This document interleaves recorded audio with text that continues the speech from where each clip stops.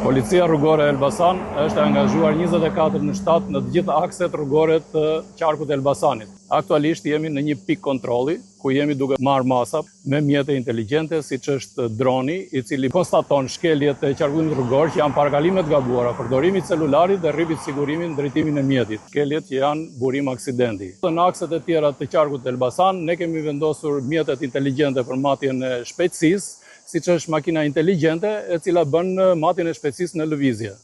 Gjithashtu dhe kemi radarin statik të vendosur në rrugët rurale dhe ato që përbëjnë pika rreziku për burim aksidentesh. Ne jemi duke punuar dhe në qytet me shkeljet, parkimet të gabuara, qëndrimi mjetit trotuar, si dhe marrja e masave në vijët e kalimit këmbësorëve, ku mjetet që nuk japin përparësi.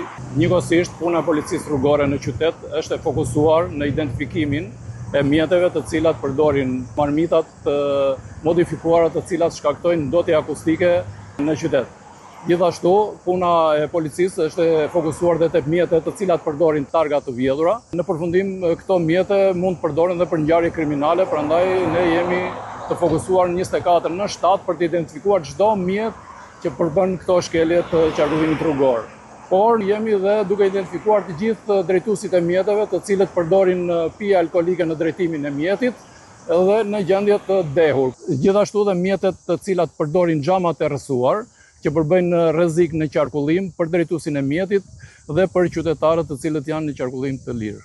Duke marrë parasysh nga specifika e veçantë që kanë akset rrugore të qarkut e Elbasan, pasi ka shumë hyrje daljesh nga rrugët dytësore për në rrugët kryesore që janë në fluks të shtuar qarkullimi, ju bëj thirrje gjithë drejtuesve të mjeteve të bëjnë kujdes në hyrjen në qarkullim në rrugën kryesore. Gjithashtu dhe drejtuesve të mjeteve që janë në qarkullim të vazhdueshëm duhet të bëjnë kujdes në afërsitë të këtyre daljeve dhe hyrjeve nga rrugët dytësore, pasi ato janë dhe të përcaktuara me sinjalizimin përkatës.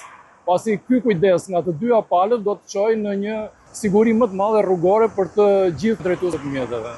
Kemi një apel për të gjithë, sa më shumë të respektojnë rregullat e qarkullimit rrugor. Ne do të kemi sa më pak aksidente me pasojë në qytetarët. Kjo është motoja jonë, shtimi i sigurisë në rrugë dhe ruajtja e jetës së njerëzve.